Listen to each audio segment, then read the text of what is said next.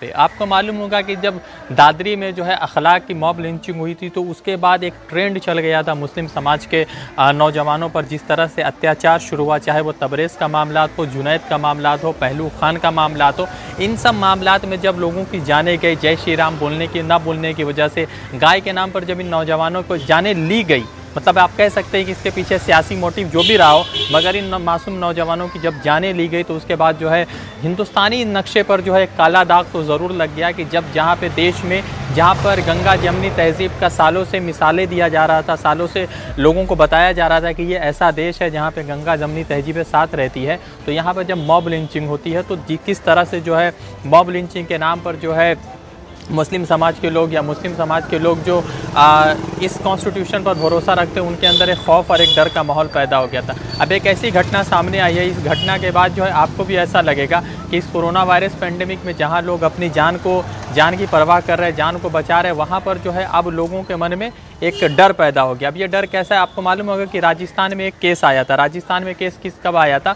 एक हफ्ते पहले या लगभग 2 हफ्ते पहले राजस्थान की एक केस थी। वहाँ पे एक टैक्सी ड्राइवर को, जो 60 साल के बुजुर्ग थे, उनको जय श्री राम न बोलने की वजह से जख्मी कर दिया गया था, मारा गया था। अब जो केस आया वो जम्मू कश्मीर से पिछले साल भर से वहाँ पे लॉकडाउन लगा हुआ है। लॉकडाउन के बीच में जो है एक खबर जो आई है वो जम्मू कश्मीर के से 2 किसान हैं जिनका नाम है असगर और जावेद।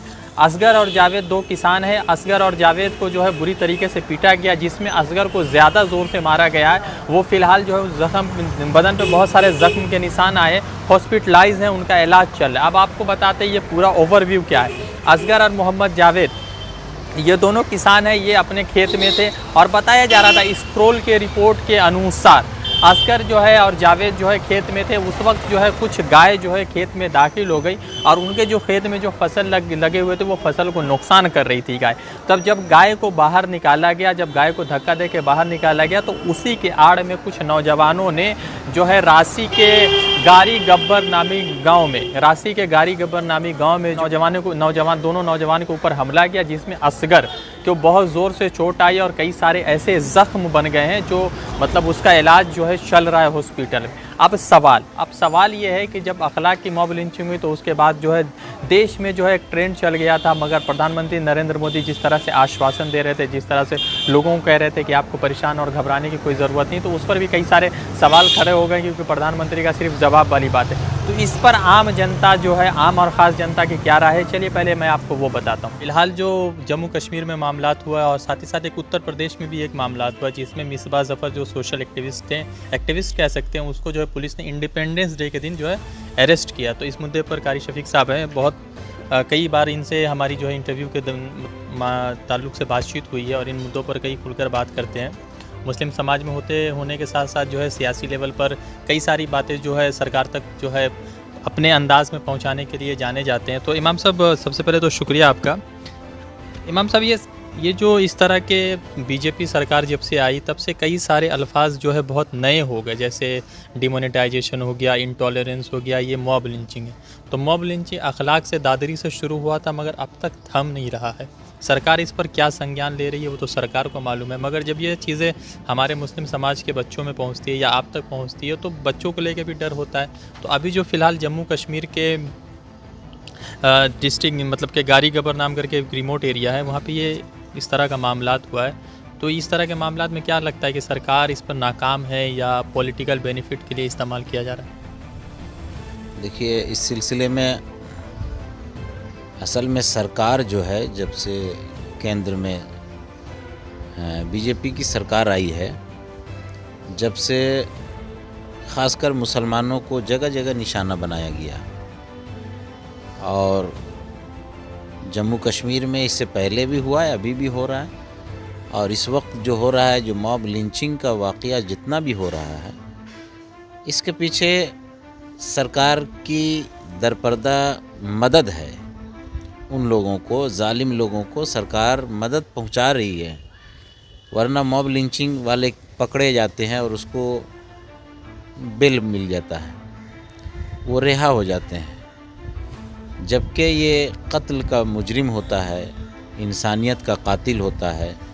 हमारे देश के संविधान के हिसाब से उस पर लीगल कार्रवाई होनी चाहिए उसकी मुकम्मल जांच होनी चाहिए और उसको कैफरे किरदार तक पहुंचानी चाहिए। इमाम साहब, जैसे आपने कहा सरकार प्रधानमंत्री ने तो कई बार कहा, मगर उसके बाद जो एक मदरसा के स्टूडेंट थे हाफिज जुनैद, जो ईद से पहले हरियाणा में बात किए थे, उसकी डेथ हो गई थी, मतलब मॉब लिंचिंग हो गई थी। तो किस तरह का डर आप देखते हैं कि मुस्लिम समाज में इन सब चीज़ों को लेकर पैदा हो रहा है, या बच्चों के अंदर इन सब चीज़ें ज़हनियत आ रही है? मुस्लिम समाज डर नहीं रहा है और मुस्लिम समाज डरेगा भी नहीं। मुस्लिम समाज चाहता ये है कि देश में हिंदू मुसलमान के नाम पर किसी तरह का कोई फसाद ना हो, कोई मामला न बढ़े, कानून अपना काम करे। लेकिन जब सब्र का पैमाना लबरेज हो जाता है और एक ख़ास कम्युनिटी को जब निशाना बनाया जाता है कंटिन्यू, तो फिर अपनी डिफेंस के लिए सुप्रीम कोर्ट ने कहा है कि अपने डिफेंस के लिए अगर कोई किसी पर हमला करता है तो वो जायज़ है। इस वक्त किसी भी इंसान पर इस तरह की अगर कोई बात होती है, कोई अगर उस पर हमला करता है, तो उसको भी अपना डिफेंस करना चाहिए और कानून को चाहिए कि न्यूट्रल हो करके इसकी जांच करे और मुजरिम को सज़ा मिलनी चाहिए। अभी एक जैसे जम्मू कश्मीर का 1 साल हो गया लॉकडाउन, 1 साल से ज़्यादा हो गया, 15 मतलब 1 साल 10 दिन हो गया, मगर वहाँ पर जो आम जनता है वो खामोश है। मगर एक चीज़ देखा जा रहा है कि जैसे जम्मू कश्मीर का हिंदुस्तान में तो विलय पहले से कर दिया गया था, अभी वहाँ पर जो स्पेशल स्टेटस ख़त्म कर दिया गया, मगर वहाँ के नौजवानों में नाराज़गी ये है कि हिंदुस्तान तो ज़मीन ले चुका है, मगर वहाँ के लोगों को हिंदुस्तानी नहीं मान रहा है। तो इस तरह की जब चीज़ें चल रही है, तो वहाँ के नौजवान में जो डर पाया जा रहा है, तो उसके लिए सरकार को किस तरह का कदम उठाना चाहिए? सरकार को सोचना चाहिए कि कश्मीर भी हिंदुस्तान का हिस्सा है और कश्मीरी भी हिंदुस्तानी है, और इस बुनियाद पर कश्मीर के साथ कश्मीरी को भी गले लगाना चाहिए। ये चीज़ अपनाने की ज़रूरत है ताकि वहाँ अमन कायम हो और सब लोग ये समझे कि हम हिंदुस्तानी हैं और हम भारतीय हैं, हमें भारत के साथ मिलजुल करके तरक्की का काम करना है।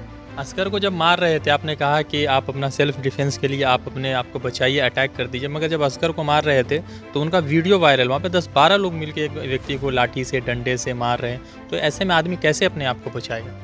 नहीं, बात आपकी सही है कि इस तरह से जो हालात आते हैं तो ये 10-12 आदमी किसी एक को ऊपर जब हमला कर देता है तो वो तो मजबूर हो जाता है, लेकिन बहरहाल मजबूर तो हो जाता है, उसके बावजूद भी उसको हिम्मत करनी चाहिए और डिफेंस करके किसी तरह से वहाँ से भागना चाहिए। भागने में भलाई है उस वक्त। जी। अच्छा, एक मैम हमसे एक आखिरी बात ये जानना चाहेंगे कि आखिर क्यों ऐसा पिछले 4-5 सालों में ऐसा बदलाव आ गया कि हिंदू मुसलमान जो गंगा जमनी तहज़ीब के नाम पर जो है एक दूसरे के साथ होते थे, आज एक माहौल हो गया कि समझिए कि ब्रिज बना दिया गया, छोटा सा ही ब्रिज, छोटे ही मतलब के मुद्दत वाला है, मगर ब्रिज बन चुका है। ऐसा देखने में मिल रहा है, क्योंकि जब ये हिंदुस्तान जो है मज़हब के नाम पर सियासत जब हो रहा है, तो उसी नाम पर वोट भी अब मिल रहे हैं लोगों को। देखिए, ये सियासी मामला है और जो चीज़ नहीं होना चाहिए, इस तरह का वोट का मामला, इलेक्शन का मामला को सियासत से नहीं जोड़ना चाहिए। इस मामले में काम की बुनियाद पर वोट मांगना चाहिए, वोट लेनी चाहिए, लेकिन मज़हब की बुनियाद पर बांट करके वोट लेना ये ऐसा ही है जैसे अंग्रेज़ हिंदुस्तानियों को बांट करके, भारतीयों को बांट करके डिवाइड एंड रूल वाला जो पॉलिसी किया था, इस तरह का जो भी पार्टी करती है और कर रही है, हम उसकी सख्त लफ्ज़ों में मजम्मत करते हैं। कोई भी करे उसकी सख्त लफ्ज़ों में मजम्मत करते हैं। काम की बुनियाद पर आप पब्लिक से के पास जाइए, पब्लिक को से वोट लीजिए, इसी में देश की भलाई है, देश इसी में तरक्की करता है। अच्छा, कब यह ऐसा वक्त आ चुका है कि इमाम और पंडित को एक सफ़ में खड़े होकर जो है इस तरह की अपील होनी चाहिए? बिल्कुल सही बात है। इस सिलसिले में बहुत सारे देश के जो स्वामी जी हैं, पंडित जी हैं, उन्होंने भी काम किया है और अइम्मा उलमा हजरात ने भी सबको एक जगह बैठा करके और कोशिश की है कि हमारी गंगा जमनी तहज़ीब को किसी की बुरी नज़र न लगे और ये बचा रहे, और हम सब भारतीय जिस तरह माजी में मिलजुल कर रहते थे वैसे ही रहे। इंटरफेथ प्रोग्राम इस सिलसिले में अक्सर व बेशतर होता रहता है और इंशाअल्लाह होता रहेगा। तो कारिफ शफीक साहब से हमारी बातचीत हुई इस मुद्दे पर। मैंने आम जनता से ये बात की और एक ख़ास तरीके से अपनी बात रखते उनसे ये बात की। वैसे एक चीज़ बड़ी अहम है कि जम्मू कश्मीर के नौजवानों में एक डर है और जम्मू कश्मीर के नौजवान जो है हिंदुस्तानी गवर्नमेंट से कुछ कह सकते हैं कि कुछ वजहों की वजह से नाराज़ चले, क्योंकि लॉकडाउन हो जाने के बाद जो है हुकूमत क्या करे, अब तक हुकूमत के पास कुछ ऐसा फार्मूला नहीं है, कुछ फॉर्मेट नहीं है कि किस तरह से प्रोग्रेस बनाया जाए।